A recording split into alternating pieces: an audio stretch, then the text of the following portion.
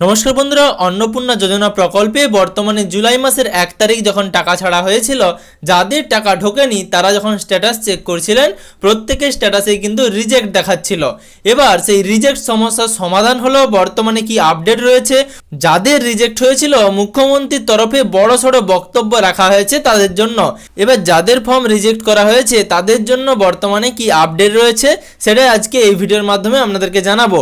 অবশ্যই ভিডিওটি শেষ পর্যন্ত দেখবেন এবং তার সাথে আপনি যদি চ্যানেলে নতুন হয়ে থাকেন এবং এখনও পর্যন্ত চ্যানেলটিকে সাবস্ক্রাইব না করে থাকেন তাহলে অবশ্যই চ্যানেলটিকে সাবস্ক্রাইব করে পাশে থাকা নোটিফিকেশনের বেল আইকনের অল বাটনটি প্রেস করে রাখবেন।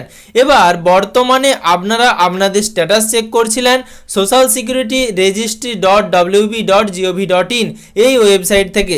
এই ওয়েবসাইটটি ওপেন করলেই প্রথমে আপনাদের ডিস্ট্রিক্ট সিলেক্ট করতে হতো, তারপর আপনাদের রেজিস্টার্ড মোবাইল নম্বর এবং তারপর আপনাদেরকে ক্যাপচা কোড লিখে আপনাদের ফর্মটি সাবমিট করতে হতো। তাহলেই আপনারা আপনাদের বর্তমানে অন্নপূর্ণা যোজনার যে ফর্মটি ফিল আপ করে জমা করেছিলেন সেই ফর্মটির যে স্ট্যাটাস সেটা কিন্তু দেখতে পেতেন। হয় আপনাদের স্ট্যাটাসে সাবমিটেড অপশন শো হচ্ছিল, অথবা এনকোয়ারি রিভার্টেড, অথবা এনকোয়ারি অ্যাপ্রুভড এই অপশনটা কিন্তু আপনাদের শো করছিল আপনাদের স্ট্যাটাসে। কিন্তু জুলাই মাসের 1 তারিখ যখন টাকা ছাড়া হয় তখন সেই মুহূর্তে কিছু আবেদনে কিন্তু রিজেক্ট অপশন শো হচ্ছিল এবং তারপর থেকেই সরাসরি মুখ্যমন্ত্রী ঘোষণা করেন যে 26 লক্ষ কিন্তু নাম বাদ দেওয়া হয়েছে। এবার সেই অনুযায়ী প্রত্যেকেই কিন্তু বিডিও অফিস, কোথাও পঞ্চায়েত অফিস, অনেকেই কিন্তু সেখানে ঝামেলা পাকানো শুরু করে এবং তারপর থেকেই মুখ্যমন্ত্রী সরাসরি বক্তব্য রাখেন যাদের বর্তমানে রিজেক্ট করা হয়েছে তাদের পুনরায় যাচাই প্রক্রিয়া হবে এবং তারা যদি রিজেক্ট করে দেওয়া হয় পুরো ফর্মটি আবারও নতুন করে এই 2 মাসের মধ্যে আবেদন করতে পারবেন। এরকমটাই কিন্তু মুখ্যমন্ত্রীর তরফে ঘোষণা করা হয়েছিল এবং তারপর থেকে আবারও আপনাদের ওয়েবসাইটে নতুন করে একটি স্ট্যাটাসে পরিবর্তন আনা হয়। যাদের রিজেক্ট দেখাচ্ছিল তাদের কিন্তু বর্তমানে আর রিজেক্ট দেখাচ্ছে না, তাদের কিন্তু বর্তমানে আন্ডার প্রসেস দেখাচ্ছে, অর্থাৎ এনকোয়ারি আন্ডার প্রসেস দেখাচ্ছে। তো যাদের রিজেক্ট করে দেওয়া হয়েছে তারা কিন্তু বর্তমানে আবারও কিন্তু স্ট্যাটাস চেক করে দেখতে পারেন আপনাদের স্ট্যাটাসে কিন্তু নতুন পরিবর্তন এসেছে, এনকোয়ারি আন্ডার প্রসেস এরকমটাই কিন্তু অপশন শো হচ্ছে। তো বর্তমানে আপনাদেরকে বলবো যাদের এখনো পর্যন্ত রিজেক্ট করে দেওয়া হয়েছিল তারা যদি ভেবে থাকেন যে তারা টাকা পাবেন না, এরকমটা কিন্তু হবে না। মুখ্যমন্ত্রীর তরফ থেকে বলে দেওয়া হয়েছে সরাসরি যাদের পাকার বাড়ি রয়েছে 3 কামরার বেশি, অথবা যারা বর্তমানে কোনো তাদের শিশুকে সরকারি স্কুলে পড়ান না অথবা সরকারি স্কুলে ভর্তি করেন না, কোনো রকম সরকারি স্কুলে না ভর্তি করে তারা বেসরকারি প্রতিষ্ঠান থেকে তাদের শিশুর পড়াশোনার কাজ চালিয়ে যাচ্ছেন, অথবা কোনো রকম সরকারি টিকা গ্রহণ করেন না, সেক্ষেত্রে কিন্তু তাদেরকে টাকা দেওয়া হবে না।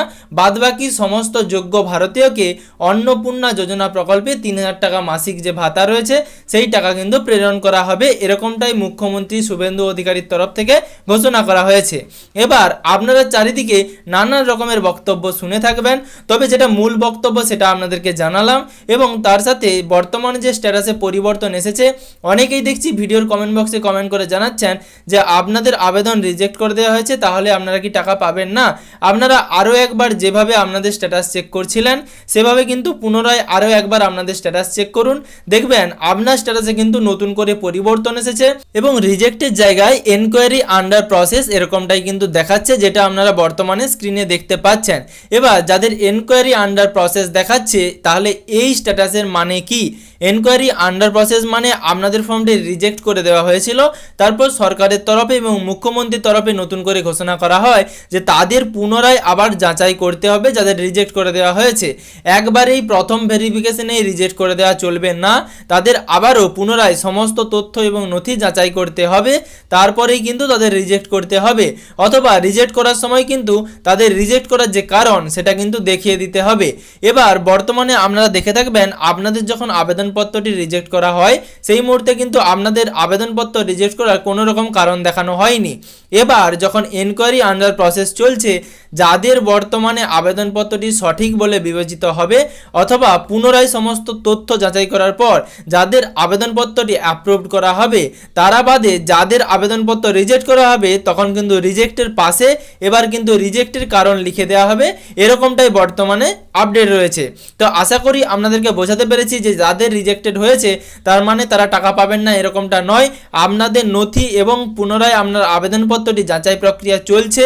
যদি আপনি রিজেক্ট দেখে থাকেন এর আগে আপনার স্ট্যাটাস, তাহলে আরেকবার চেক করে দেখুন আপনার স্ট্যাটাসে কোনো পরিবর্তন এসেছে কিনা, অথবা আপনার স্ট্যাটাস আন্ডার প্রসেস দেখাচ্ছে কিনা।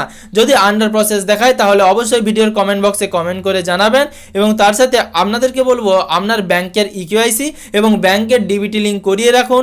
আপনার আন্ডার প্রসেস দেখালেও যখনই অ্যাপ্রুভড হবে তাহলে আপনার বকেয়া টাকা কিন্তু এই জুলাই মাসে অথবা আগস্ট মাসের মধ্যেই ঢুকে যেতে পারে। তো সুপ্রিয় দর্শক বন্ধুরা, আশা করছি এই ভিডিওর মাধ্যমে আপনাদেরকে সম্পূর্ণ রকম তথ্য দিতে পেরেছি। যদি ভিডিওটি আপনার উপকারে এসে থাকে তাহলে ভিডিওটিতে একটি লাইক করে ভিডিওটি বেশি বেশি করে সকলের সুবিধার জন্য শেয়ার করে দেবেন। আর আপনি যদি চ্যানেলে নতুন হয়ে থাকেন এবং এখনও পর্যন্ত চ্যানেলটিকে সাবস্ক্রাইব না করে থাকেন তাহলে অবশ্যই চ্যানেলটিকে সাবস্ক্রাইব করে পাশে থাকা নোটিফিকেশনের বেল আইকনের অল বাটনটি প্রেস করে রাখবেন। আর আপনি যদি ভিডিওটি ফেসবুক থেকে দেখে থাকেন তাহলে অবশ্যই ফেসবুক পেজটিকে ফলো করে রাখবেন, যাতে পরবর্তী ভিডিওর নোটিফিকেশন এবং পশ্চিমবঙ্গের যাবতীয় আপডেট সবার আগে সবার প্রথমে আপনার মোবাইলের নিউজ ফিডে পেয়ে যান।